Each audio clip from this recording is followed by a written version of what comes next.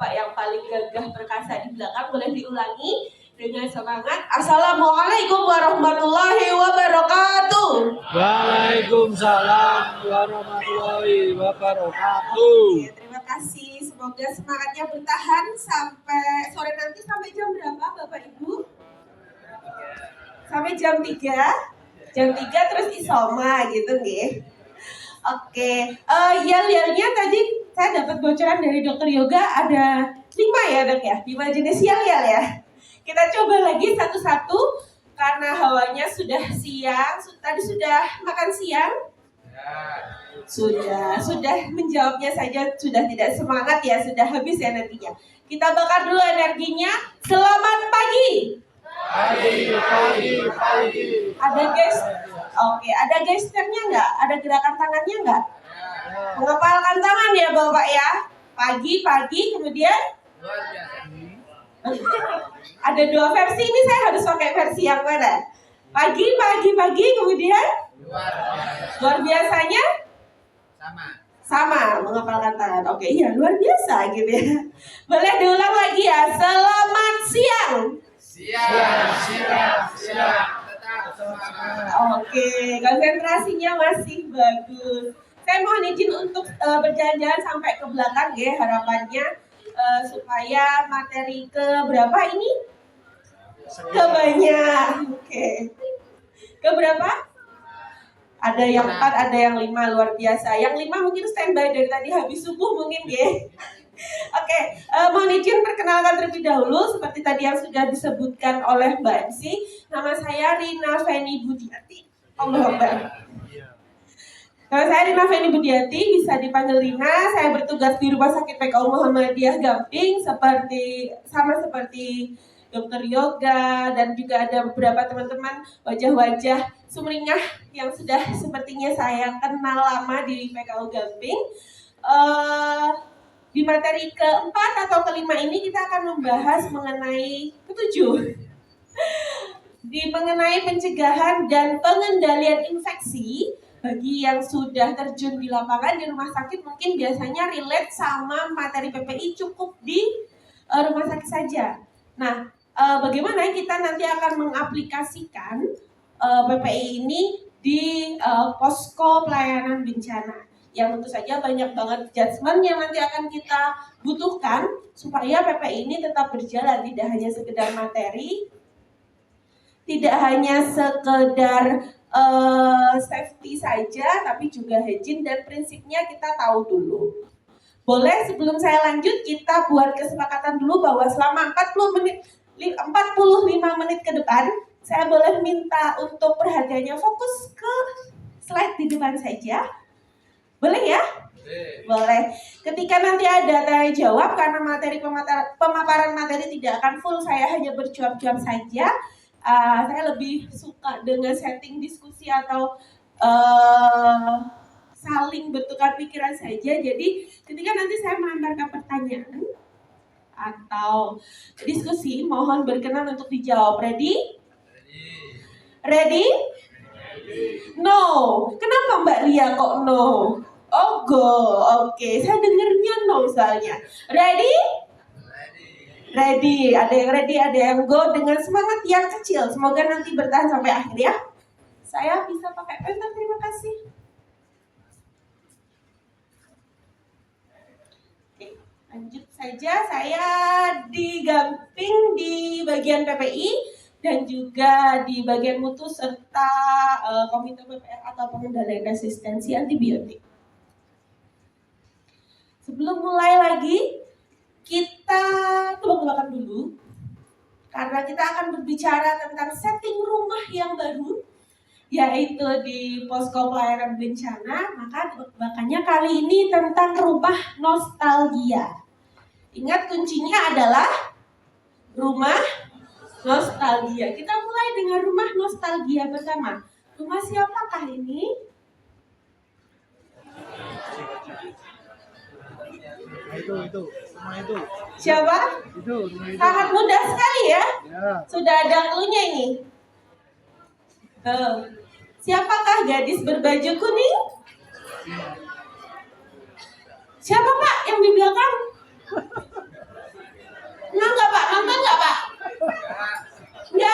Masya Allah. Siapa ini? Ibu-ibu, mbak-mbak? Rumahnya siapa? Rumahnya Cibi Marukocan. Ingat nggak ketika Cibi Marukocan di salah satu episodenya itu ada mereka simulasi tentang gempa di sekolah? Enggak, oke, berarti cuma saya aja yang nonton. Ya, itu nontonan yang ringan. Kalau buat makan siang Bapak Ibu boleh dicoba, nama episodenya nanti simulasi gempa di sekolah. Bisa jadi insight baru. Kita lanjut, masih ada 2 rumah lagi. Kalau ini rumah siapa Bapak Ibu?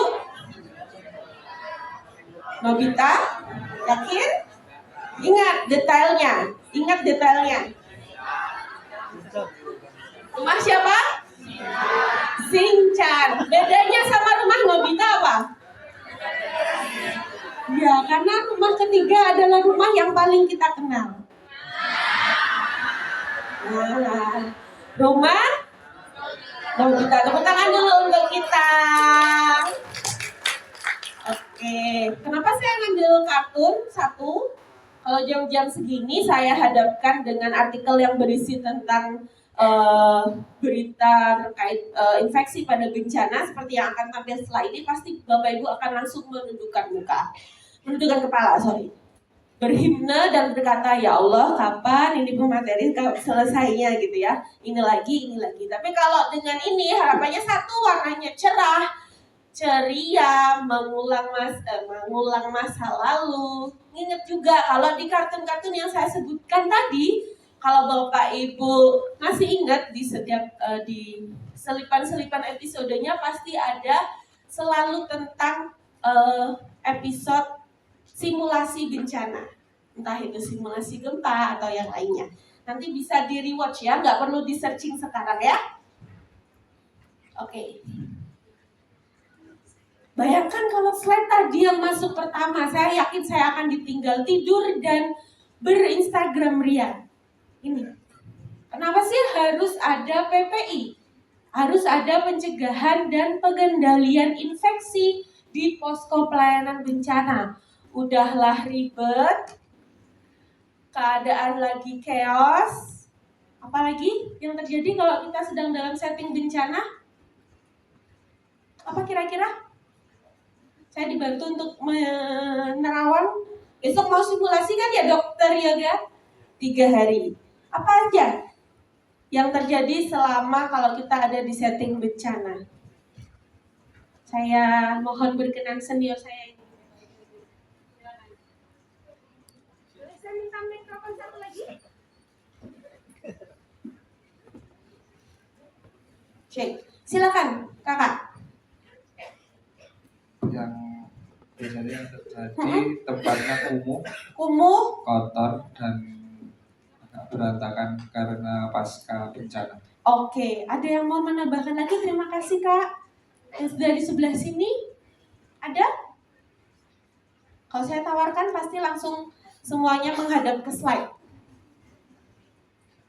Bagaimana hasil searchingnya?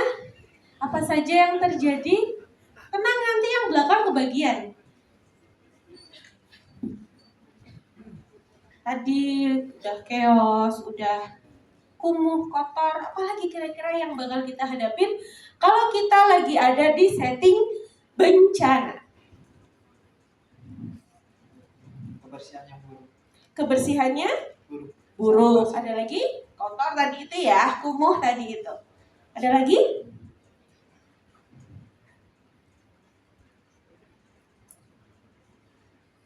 Peralatan-peralatan terkait dengan PPI enak nggak ditemuin kira-kira? Kalau baru aja terjadi bang, bencana, apapun lah itu. Masih sempet nggak kira-kira kita nyiapin hand sanitizer? Masih sempet nggak nyiapin cairan desinfektan? Sempet nggak? Enggak. Tapi kita butuh nggak?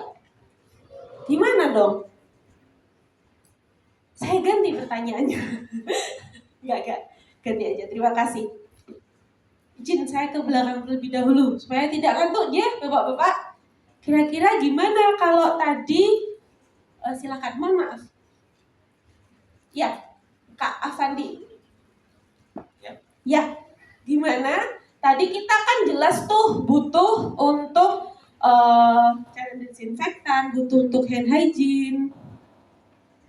Sedangkan di setting bencana nggak mudah gitu untuk mendapatkannya. Padahal kita butuh. Kita harus ngapain?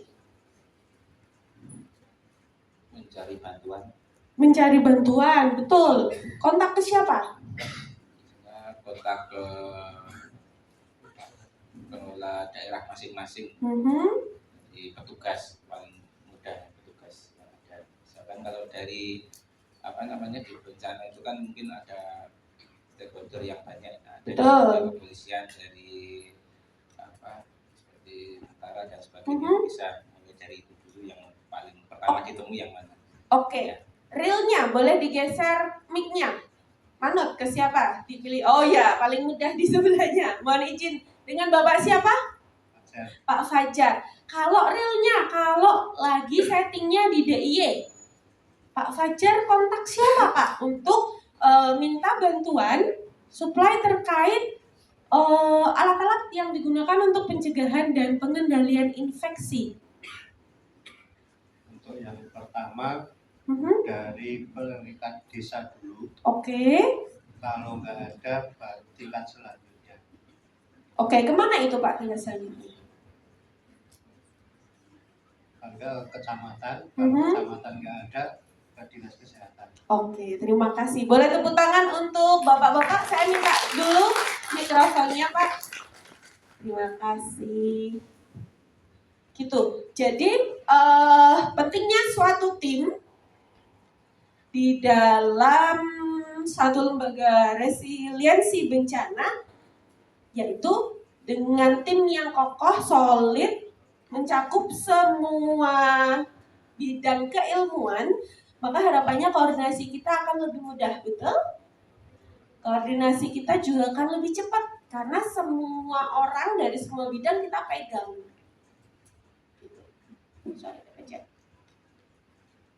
Ya, dua artikel ini artikel lama. Jadi yang satu settingnya adalah di tsunami Selat Sunda tahun 2018. Ada yang ikut ke sana? Belum ya? Nah, di sini ada artikel nih. Kalau para pengungsinya mulai terserang penyakit. Penyakitnya apa? Standar.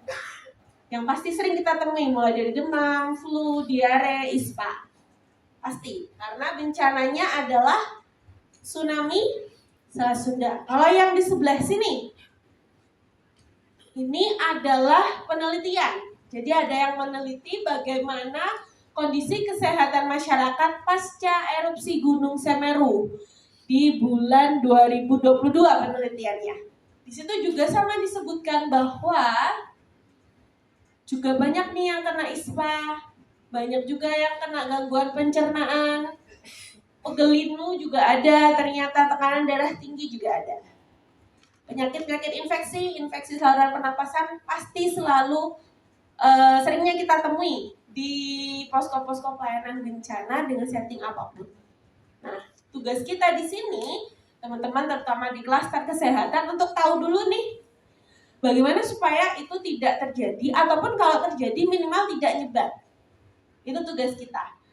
Dan selanjutnya baru kita bisa edukasi ke tim lain non-kesehatan untuk menjalankan program-program pencegahan dan pengendalian infeksi ini.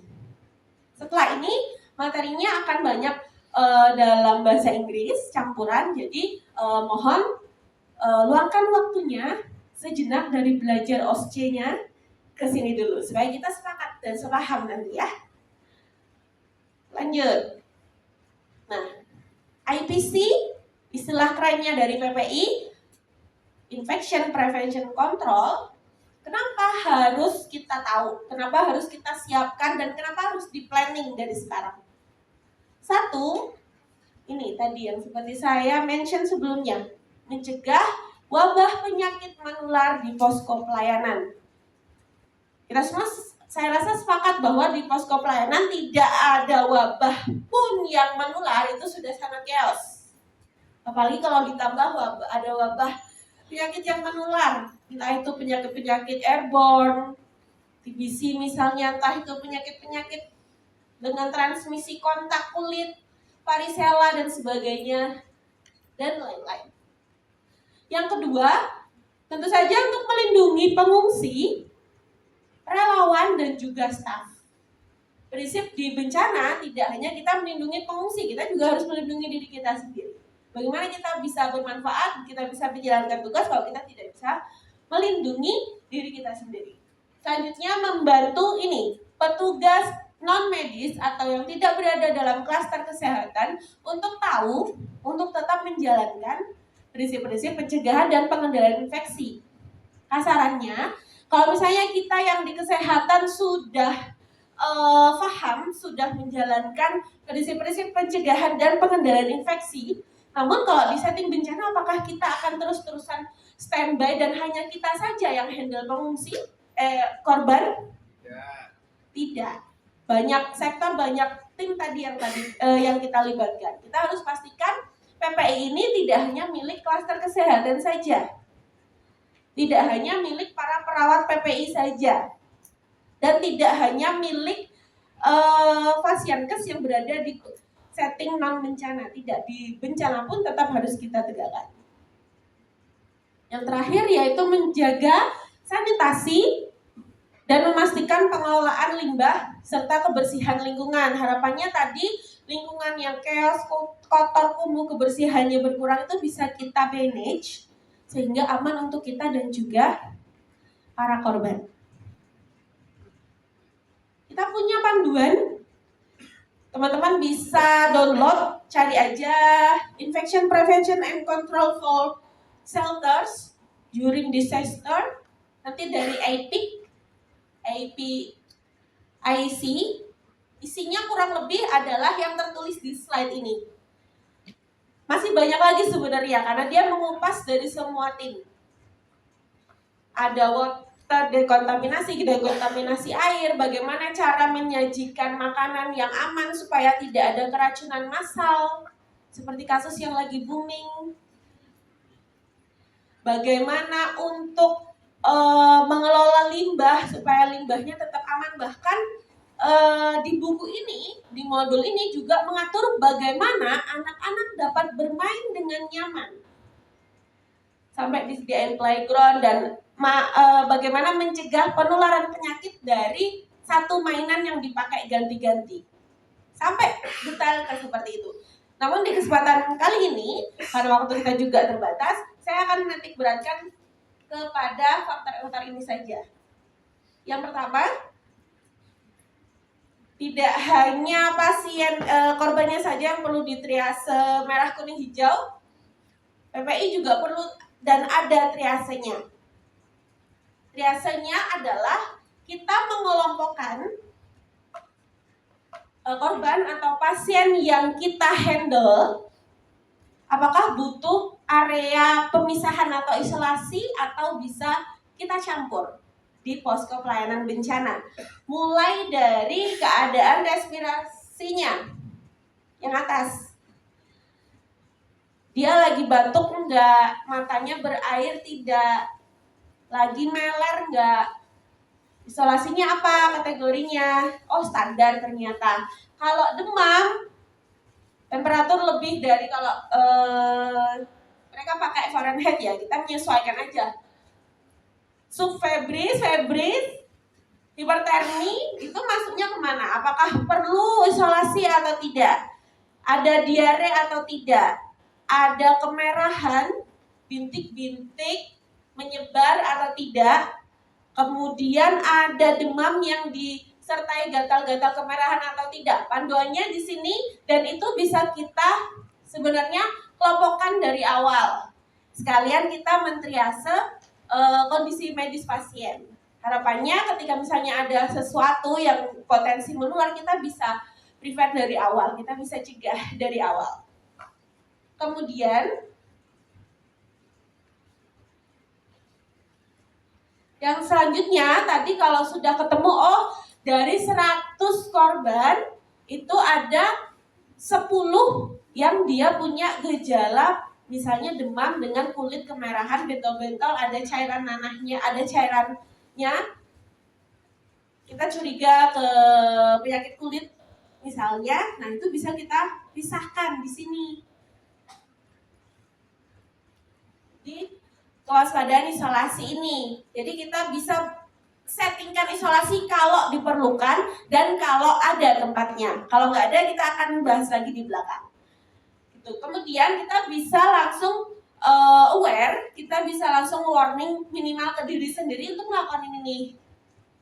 Gunakan APD atau PPE ketika ada resiko kontak cairan tubuh. Segera melepaskan APD setelah digunakan atau kontak ke pasien tersebut supaya nggak menyebar ke yang lain. Kemudian hand hygiene, etika batuknya diedukasi lagi, akan sangat membantu kalau supply masker aman. Kita bisa langsung pakaiin masker. Dan juga ini kuncinya di mengatur jarak 1 meter. 1 meter kalau di sumbernya sekitar 3 kaki disebutkannya. Kalau kita konversi sekitar 0,91 meter, kita bulatkan jadi 1 meter. Dan kalau misalnya di setting bencana kita ternyata ketemu kasus-kasus airborne, penyakit-penyakit yang menular lewat airborne, apa saja contohnya? Yang barisan tengah dengan laptop terbuka bisa sambil searching, apa contoh penyakit yang menular melalui airborne? Silakan di searching. Apa? ISPA? Betul? ISPA? Airborne? Airborne nggak ISPA? Airborne nggak? Mbak berdua deh. Mbak siapa? Mbak Arum? Mbak Ulan. Airborne nggak kalau ISPA?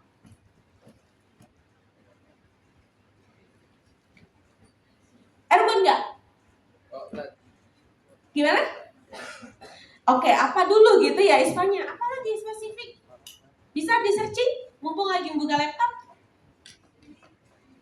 TB. Apalagi? COVID. Yang awalnya airborne tapi ternyata lama-lama jadi droplet. Apalagi? Ada nggak penyakit kulit yang bisa menular lewat airborne juga? Cacar air, varicella itu juga menular lewat airborne. Bahkan kalau kita nggak melakukan triase di awal tadi dan kita nggak sempat untuk mengusahakan isolasi itu, minimal kalau nggak bisa isolasi sendiri, kita mengumpulkan gejala-gejala yang serupa. Dan ingat, kasus-kasus airborne itu beda dengan droplet. Kalau droplet, kita cukup pakai masker bedah, kita bisa tempatin 1 sampai 1,5 meter dengan pasien lainnya, itu masih aman. Tapi kalau udah ketemu airborne, udahlah. Memang harus dikumpulkan di satu area. Semoga di lapangan kita dikasih kemudahan nih untuk mengelompokkan itu. Tidak harus sendiri, tapi dikelompokkan dengan gejala yang serupa. Karena kalau airborne prinsipnya kumannya keluar bertahan beberapa jam di udara bebas. Beda dengan droplet yang kalau misalnya kumannya keluar nih, kemudian jatuh, mati. Sudah, dia tidak menggantung di udara dan sebagainya. Tapi kalau airborne beda. Makanya kalau airborne, sebisa mungkin as soon as possible kita rujuk ke vaskes. Atau kalau memang nggak memungkinkan tadi, kita mengelompokkan pasien-pasien dengan gejala yang sama untuk kemudian kita tempatkan di area yang sama juga, berbeda dengan pasien atau korban yang lain. Nah, ini update-nya bahwa setting penempatan pun di posko pelayanan bencana ternyata ada aturannya, teman-teman. Bapak Ibu, jaraknya tadi ini jika memungkinkan 1 meter dan susunannya adalah kepala kaki seperti itu. Ini adalah ikhtiar maksimal kita ketika kita tidak punya area isolasi khusus. Kalau harus digabung bareng-bareng, ditempatin di pinggir, dan susunannya seperti ini supaya tidak ada kontak. Karena sebagian besar yang paling jadi PR itu nanti kasus-kasus airborne tadi, kasus-kasus kontak. Nah, kalau sudah jajaran seperti ini, tidak ada kontak tatap muka satu dengan yang lainnya, harapannya bisa meminimalisir sambil kita terus edukasi supaya jika butuh pakai masker, jika butuh untuk tidak terlalu berkontak atau bersentuhan fisik, silakan disampaikan seperti itu. Yang penting settingnya kita buat kayak gini dulu. Kan pasti banyak pertentangan, nggak sopan dong kalau kepala saya di kaki saya di kepalanya bapaknya, mbahnya. Nah, tugas kita nih sebagai tim kasar kesehatannya untuk mengedukasi kenapa perlu penempatan seperti ini. Lanjut. Nah, selalu dimanapun ketika Bapak Ibu, teman-teman, Mas, Mbak, adik-adik ketemu dengan orang PPI tidak akan pernah lupa untuk menyinggung pentingnya hand hygiene. Karena memang tangan kita yang kita pakai untuk berkarya, beribadah, nolongin orang itu bisa saja menjadi rumah ternyamannya segala jenis mikroorganisme untuk tumbuh dan berkembang biak, kemudian menular dari satu orang ke orang lainnya. Di setting bencana, fokus kita tidak lagi 6 langkah dan 5 momen, tapi fokus kita adalah yang di sini, Bapak Ibu. Ini adalah area yang wajib untuk kita cuci. Udah nggak mikir lagi tuh 5 momen 6 langkahnya. Saya juga tidak akan mengaudit lagi ketepatannya, tapi asalkan Bapak Ibu, Mas Mbak mau deh membasahi tangannya dengan cairan desinfektan yang tersedia di area-area ini. Harapannya untuk menjaga korban, menjaga pasien yang kita handle dan juga menjaga diri kita juga. Nah, kemudian untuk PPI, pasti sudah tidak asing lagi nggih dengan 4 alat yang di depan. Mulai dari apa ini Bapak Ibu? Handscoon,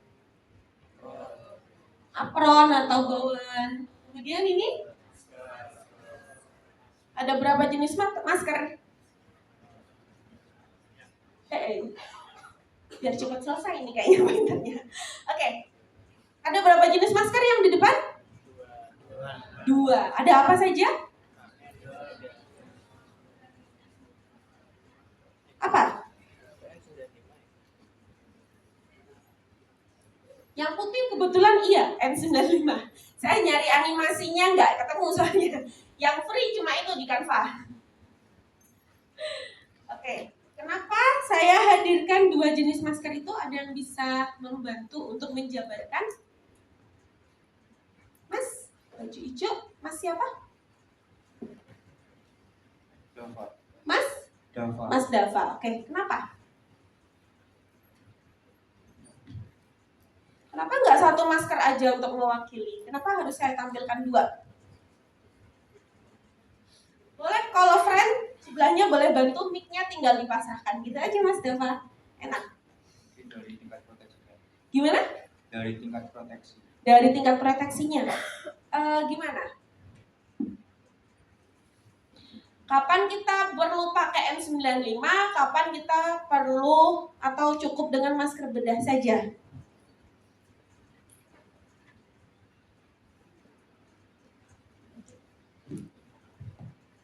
Cek. Kapan? Mas Dava? Atau temannya Mas Dava boleh?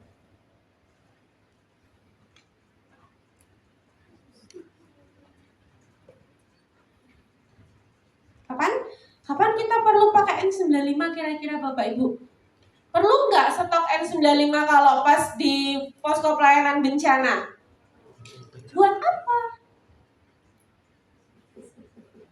Ganti deh, tadi udah ya Mbak. Buat apa dong? Kan udah ada masker bedah. Buat apa? Mas, baju. Warna apa ini ya? Warna apa Mas bajunya? Hah? Merah kepingan. Mas siapa? Kapelan nih kita. Cuma saya udah pudar. Udah pudar ini. Mas siapa? Delon. Delon. Oke. Kenapa Mas harus stok N95? Kenapa nggak cukup di masker bedah aja? Mas Delon sama Mas Dava temenan nggak? Tanya ini beneran, maksudnya satu instansi gitu, satu kampus kayak atau apa? Enggak, Satu kampus. satu kampus. Kenal belum? Nah, Paling aman jawab kenal aja ya. Kalau nggak kenal nanti saya minta untuk pindah kenalan. Kenapa Mas Delon dan Mas Dava? supaya proteksinya lebih safety. Oke, kapan harus pakai masker N95? Sebentar ya Pak, mic-nya lagi di belakang. Boleh, kalau friend. Temennya bukan itu yang di sebelah. Bukan aja ya, biar nggak ditunjuk. Silakan. Biar nggak bosan, soalnya kalau saya cuap-cuap suara saya cepat habis, baju saya makin pudar warnanya karena teman-teman makin ngantuk gitu dengerinnya. Jadi ngelihat warnanya makin pudar, kita gini aja biar melekat. Silakan. Saya masih sampai jam berapa nggih, Mbak?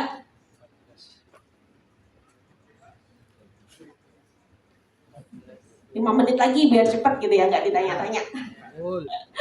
Masih berapa lama? Izin dok, kalau sesuai sama ronde itu sampai 15-15 dok. Oh ya, 15. Waduh, masih lama. Mohon maaf ya yang tadi bilang waduh. Oke, buat apa Mas Delon, Mas Dava? Boleh dipakai gadgetnya? Jaringan belum disabotase kan ya ini? Boleh dipakai. Silakan manfaatkan gadget Anda dengan bijak. Buat apa? Ayo Mas Dava, buat apa Mas? Kapan mau pakai N95? Ini bapak-bapak dan ibu-ibu yang di depan udah gatal ini, pengen segera menjawab. Tapi kesempatannya saya kasih ke Mas Delon dan Mas Dava. Kenapa? Kenapa? Mas siapa namanya yang baju hijau? Mas Rangga. Cintanya mana? Yang di sebelah. Oke. Udah nonton belum film terbarunya? Lo kemana-mana? Ayo. Oke, dijawab untuk masker N95 itu Ya. menyaring minimal 95 Oke. partikel. Oke. Nah, nanti berbeda fungsinya. Kalau untuk masker yang biasa itu untuk mencegah penyebaran cairan tubuh seperti bersin. Kapan pakai? Kapan Mas Rangga pakai N95 kalau di setting bencana? Kalau megang pasien apa? Kalau kemarin kan bencana itu terkait COVID-19 itu. Oke, bisa. Terus ada infeksi menular. Dipakai ketika ngadepin pasien COVID-19. Gitu ya. Kalau di setting bencana alam, Mas Dava. Kapan? Gunung meletus. Gunung meletus. Pakai N95 atau masker bedah, Pak? Kalau ada erupsi, Pak? Bedah cukup ya? Cukup. Kapan? Mic-nya habis ya? Biar cepet deh. Dok, kapan dok? Kalau menangani pasien TB atau evakuasi korban meninggal yang tubuhnya sudah terdekomposisi, pakai N95. Masker bedah untuk pelayanan sehari-hari. Itu masih bingung kapan harus masker bedah dan masker N95? Coba diulangi Mas Delon. Aduh. Ya, kalau di dalam tim itu kita harus membudayakan untuk saling mendengarkan, betul Bapak-bapak? Kalau pas briefing didengerin atau dicuekin? Leadernya. Enak nggak kalau dicuekin? Enggak, malam minggu nih, ya kan? Diulangin. Kenapa pakai masker N95? Tadi Dokter Hilmi sudah menjawab dengan lantang. Karena saya dekat jadi kedengeran lantang. Kalau masker N95 itu biasanya dipakai kalau menghadapi pasien seperti pasien TB. Oke. Kalau yang masker bedah itu penanganan sehari-hari. Penanganan sehari-hari. Boleh tepuk tangan yang meriah dong untuk rekan kita. Oke. Ya, Mas Dava ditahan dulu, nanti kalau ada sesi lagi silakan oper mic-nya ya. Gitu. Kalau masker 2 ini kita tentu kalau yang masker pojok, masker medis pasti kita udah familiar banget ya. Kalau ada debu, kasus bencana erupsi dan sebagainya, pastilah kita pakainya masker bedah yang ini nih. Nah, yang ini adalah visualisasi dari N95 tadi, kasus-kasus airborne, kasus-kasus ketika kita evakuasi jenazah yang mungkin sudah tertahan sekian jam, sekian hari, dan kita boleh pakai N95. Kalau handscoon kira-kira kita pakainya kapan? Mas Dava silakan oper mic-nya.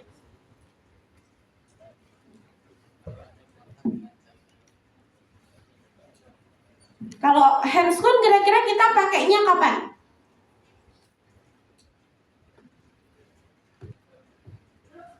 Penanganan luka. Oke, ketika misalnya merawat luka gitu ya. Apalagi? Yang kontak dengan mukosa. Lanjut. Dibantu sama siapa? Maaf. Hanif. Saya panggilnya siapa? Hanif aja. Ya, Pak Hanif ya. Apalagi? Mas siapa? Yoga. Mas Yoga. Oke. Nanti semoga tidak tertukar dengan dokter Yoga ya, saya manggilnya. Mas Yoga, apalagi handscoon kita pakai pas ngapain aja? Butuh handscoon nggak di posko? Butuh. Buat apa? Ketika kontak dengan pasien. Kontak dengan pasien. Apakah semua pasien butuh kalau kita kontak handscoon? Tidak. Saya pinjem, terima kasih Mas Yoga dari sebelah sini yang sudah kompak. Volunteer untuk siapa? Untuk apa aja? Silakan. Kalau enggak saya bertahan di sini sampai akhir. Silakan. Ya, boleh gitu ya, aman. Silakan. Buat apa aja Mbak Lia? Handscoon digunakan kalau kontak dengan cairan tubuh pasien, terus tadi membersihkan luka atau perawatan luka. Terus kalau misalnya ada tindakan yang invasif, kayak Yes. misalnya pasang infus dan yang lainnya, sama kalau kita lagi menyiapkan obat. Oke, sebenarnya tinggal baca aja nggak sih? Iya. Kenapa saya tanya? Karena saya banyak perhatiannya buat saya, enggak buat slide gitu ya. Wanita. Oke, thank you Mbak Lia. Tinggal baca aja ini. Kalau kita kontak dengan cairan tubuh, apa aja cairan tubuh? Kalau teorinya, kalau di setting non bencana kecuali keringat, itu kita butuh pakai untuk handscoon. Tindakan invasif. Ada farmasi di sini? Mana? Halo teman-teman farmasi. Senior saya. Selamat siang. Kapan-kapan nanti saya kasih mic-nya ya. Untuk dispensing obat, penyiapan obat, apalagi kalau misalnya lagi-lagi di setting bencana, apakah kita akan mendapatkan ruangan yang bersih bersinar sunlight? Enggak, ya kan? Perlu banget kita pakai untuk menyiapkan obat. Kalau gowen sama, yang beresiko kontak sama cairan tubuh, sama luka, itu kita boleh pakai gowen. Selain itu, ya tidak usah, maksimalkan aja di maskernya. Kalau misalnya settingnya di erupsi Merapi misalnya. Gitu. Jadi harapannya teman-teman paham nih. Ya. Oke, selesai ini. Oh, 45. Oke. Gitu. Jadi harapannya teman-teman bisa ngeh nih PPE-nya atau APD yang di stok di posko itu, karena kondisi bencana yang kita nggak tahu stoknya bakal mengalir aman atau enggak. Harapannya teman-teman bisa memilih dan memanfaatkan yang namanya APD atau PPE dengan bijak sesuai dengan indikasinya. Tidak ada alasan saya tidak tahu, saya masih mahasiswa, saya terbiasa pakai ini, enggak. Kita menitik beratkan pada fungsinya, pada indikasinya. Nah, Di slide ini fokusnya adalah cara melepas dan memakai APD. Kalau kita pakai APD lebih dari satu macam. Kalau pakai APD lengkap mulai dari handscoon, masker dan juga gown. Kalau urutan pakai itu sebenarnya bebas, nggak ada urutan yang pakem. Selama teman-teman sudah cuci tangan, teman-teman milih mau pakai yang mana duluan. Tapi akan lebih mudah kalau handscoonnya dipakai belakang atau terakhir? Belakang atau awal? Belakang atau awal? Masya Allah, saya lupa menyapa senior saya. Belakang atau awal Pak senior? Handscoonnya. Pas pakai enaknya di belakang. Karena udah pakai semua baru pakai juga handscoonnya. Kalau melepasnya, nah ini yang perlu kita waspadai bersama. Kalau melepasnya, yang pertama kali dilepas itu adalah gown. Kalau kita pakai gown, baru setelah itu boleh sekalian kita lepas sarung tangannya. Kemudian kalau nggak mantap cuci tangan baru lepas masker dan lain sebagainya. Terus cuci tangan lagi. Yang penting yang dilepas pertama bukan masker. Gitu. Kenapa? Karena masker itu barrier kita, barrier terakhir kita, perlindungan terakhir kita. Kalau kita udah pakai APD, logikanya udah terkontaminasi nih. Nah, kalau kita coba masker terakhir, kita mau melindungi diri kita dengan apa? Sedangkan kita nggak tahu resikonya apa. Itu yang jadi poin. Dan sering kita masih lalai. Jangankan dalam kondisi bencana dengan setting yang sebegitunya, di kondisi pandemi kemarin pas COVID aja, berulang kali kita masih keliru nih pada saat pelepasan. Akhirnya apa?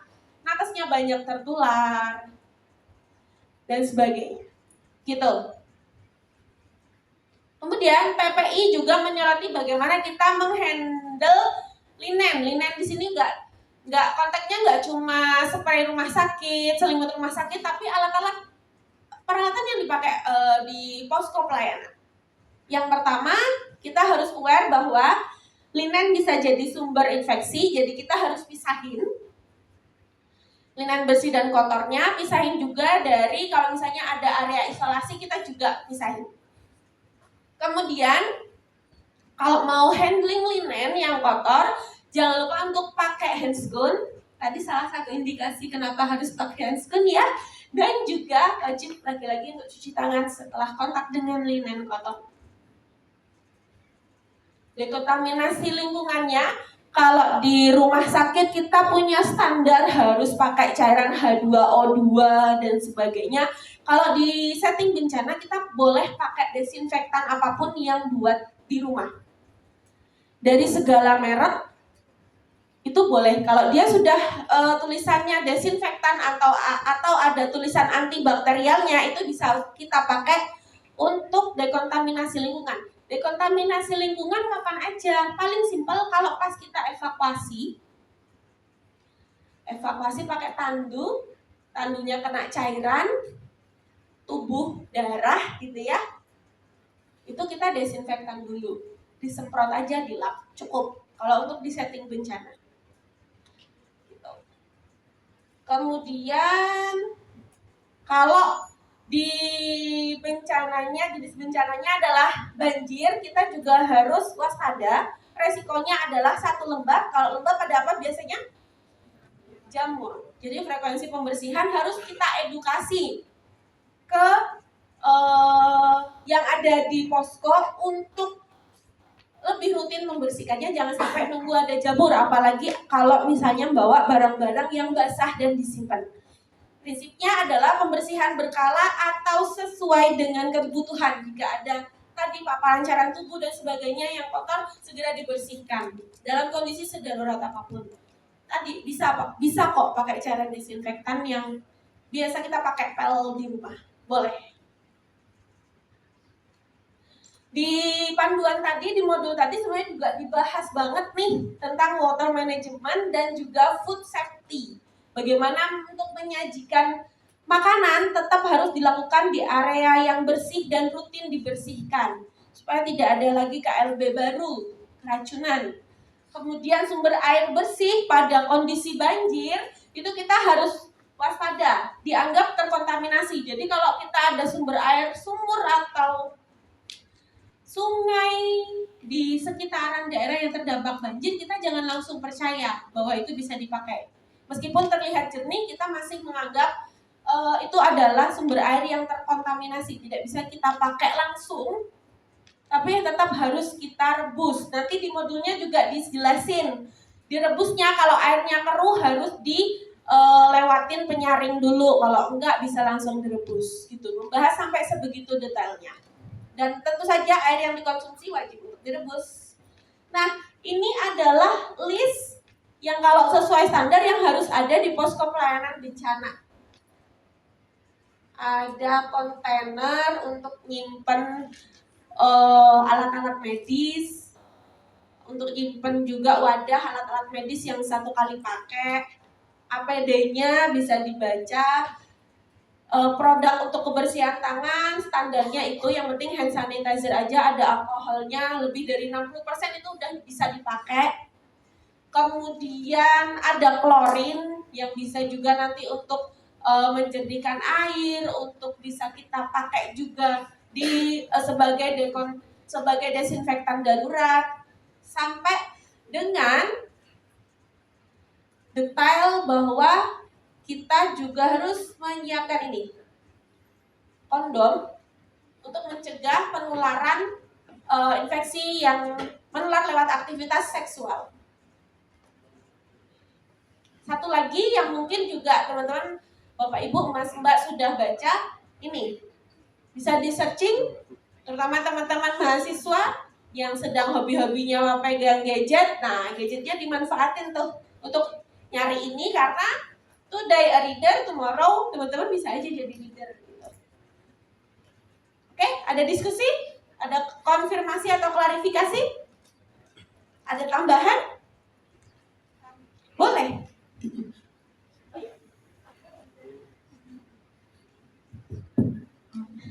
Terima kasih Mbak Ya, Ina. ya.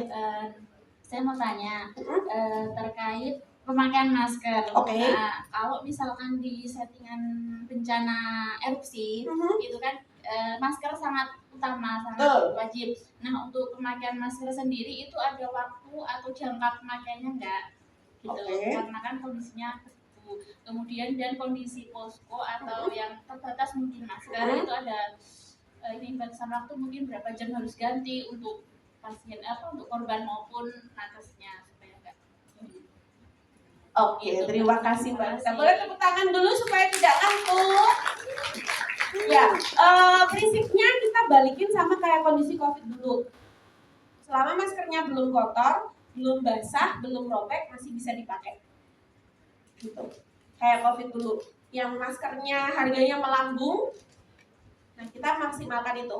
Selama belum basah, belum terkena cairan tubuh, percikan darah, percikan sputum, kena tampilan kotor masih bisa dipakai, nggak bolong, nggak basah karena cairan kita sendiri dari mulut dan hidung kita sendiri, itu boleh diteruskan dipakai. Gitu. Jelas? Kalau di setting bencana kita nggak membatasi waktu. Gitu. Oke, cukup? Oke, terima kasih. Ada lagi?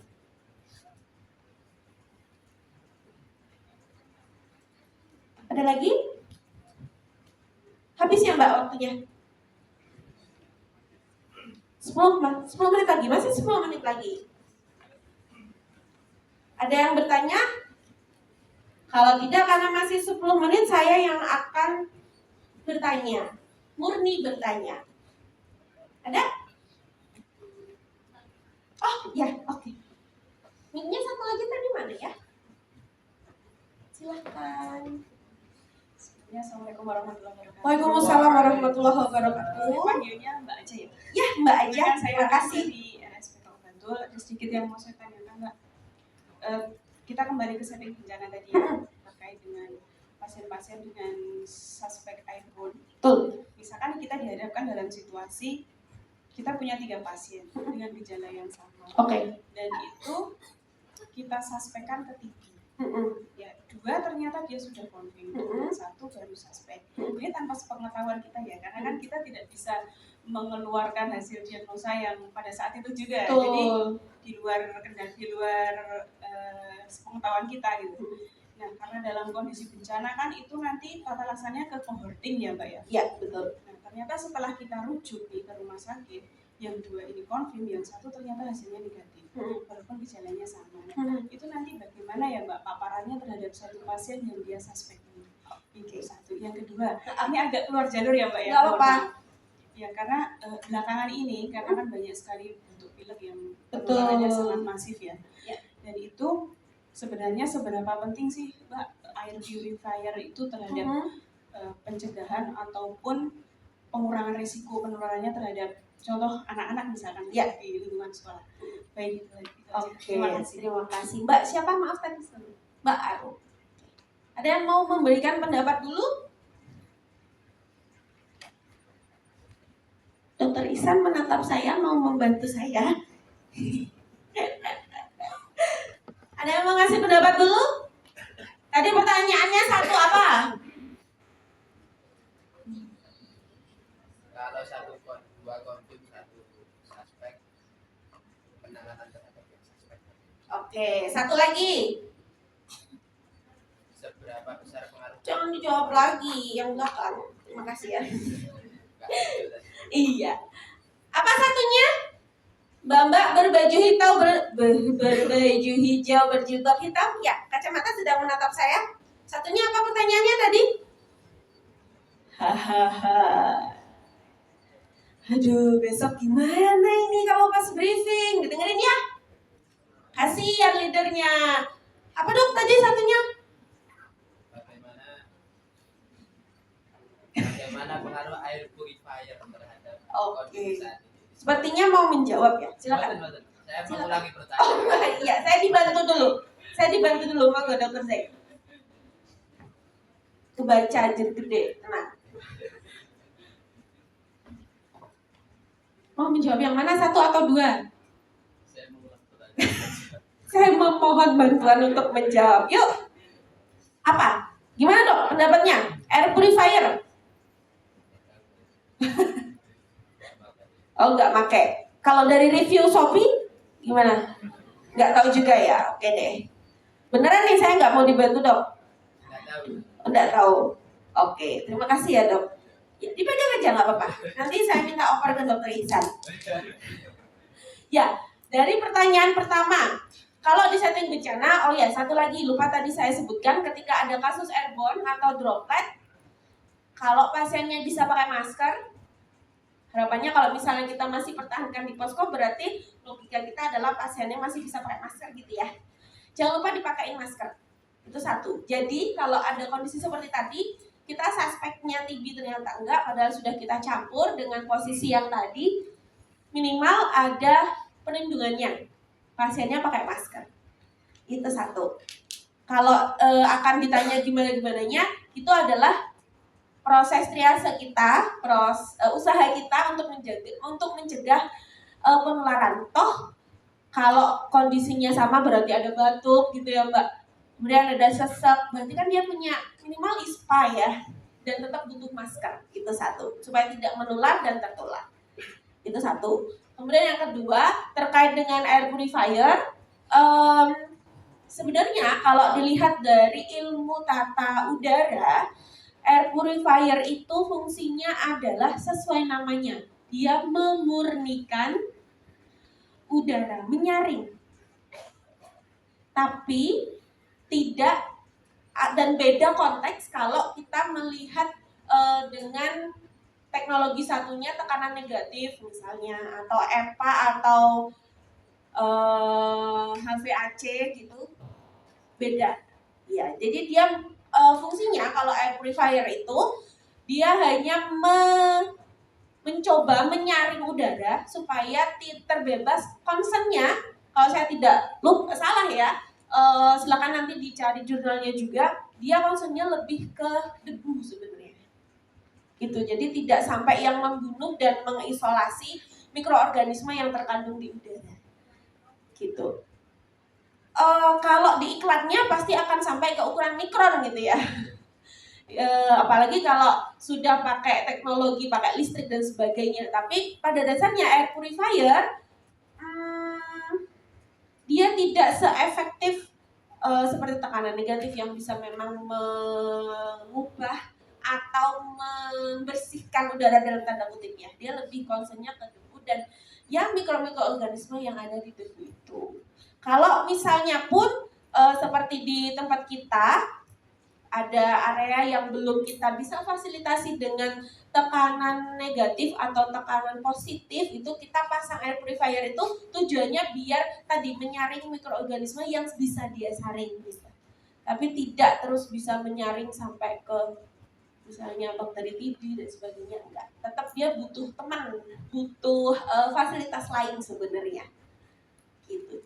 Dan kalau pakai air purifier pun terbatas pada area gitu, kayak misalnya kalau setting ICU gitu kan ya butuh beberapa titik sebenarnya yang harus ditempatkan untuk air purifier. Begitu Mbak Arum, ada konfirmasi atau klarifikasi lagi? Terima kasih. Cukup? Cukup aja lah, aman gitu ya.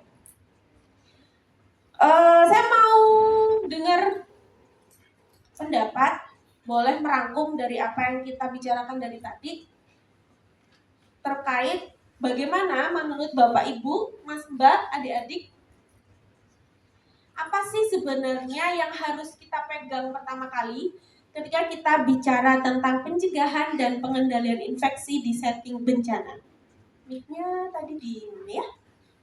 Saya bawa, oh ya, di Dokter Zaiding ya. Nah kalau ini jangan Dokter Ihsan. Selamat dok.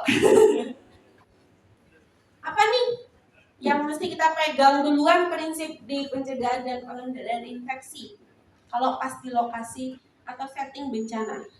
Menyesuaikan dengan profesi Bapak Ibu Mas Mbak sekalian. Ada? Yang mau menyampaikan? Sekarang kita refleksi. Selamat pagi. Selamat malam. Oh nggak ada. Nggak ada dok. Oh sore. Selamat sore. Masih oke. Oke. Tepuk tangan dong untuk Dokter Zaid. Satu-satunya loh. Oke. Tepuk tangan yang meriah Bapak Ibu. Ya kita masih bertahan di sini sampai jam 8 malam nanti kan ya? Enggak, oh ya, alhamdulillah. Pulang ya. Oke, sebelum pulang, boleh dong dijawab dulu?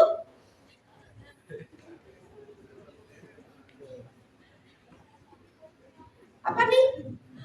Semoga masih ingat dengan, oh ya, terima kasih. Padahal tadi saya sudah dapat sasaran. Maaf ya. Enggak apa-apa, bisa satu lagi. Oke, silakan. Kalau dari refleksi yang sekarang ini berarti yang paling mungkin yang perlu diperhatikan gitu ya, itu yang pertama adalah kapasitas triasenya dulu, triase PPI, terus kemudian APD, water contamination, terus linennya juga dan lingkungannya juga. Oke. Satu hal, izin ya saya tambahkan satu hal. Apa yang Anda lakukan? Apa yang Anda lakukan pertama kali ketika Anda berarti satu hal aja. Ketika Anda ada di setting bencana. Mengamati situasi. Mengamati situasi. Kenapa harus mengamati situasi? Iya, tahu medan yang akan dihadapi. Oke, tahu kondisi pasiennya gitu ya. Tahu sumber airnya dari mana gitu ya. Tahu stok APD-nya berapa yang harus tersedia dan juga harus dijadwalkan misalnya untuk stoknya gitu ya. Oke, terima kasih untuk Hanif ya. Profesinya maaf? Dokter umum. Oke, Dokter Hanif. Boleh tepuk tangannya lagi? Satu lagi. Tadi saya jarang nih menyentuh daerah sini. Boleh, Dokter Hanif? Aduh. Enak saya tunjuk atau tunjuk sendiri? Silakan. Oke, Masnya yang di pojok, paling pojok. Kedua. Ibu saya Ya. interupsi sebentar. Ya. Tinggal 3 menit lagi. Oh ya, 3 menit cukup. Silakan, yuk cus. Yang pakai baju apa? Kak Handuk. Warnanya ini apa? Coklat. Ya. Nggak usah pakai mic 3 menit. Kalau lagi di setting bencana, ngapain pertama kali? Relate dengan PPI. Tidak boleh sama dengan jawabannya Dr. Hanif kalau tadi mendengarkan. Gak usah pakai mic ya. Boleh berdiri? Mas siapa? Aduh, keceplosan itu bilang apa? Yuk berdiri. Ya, boleh lebih kencang?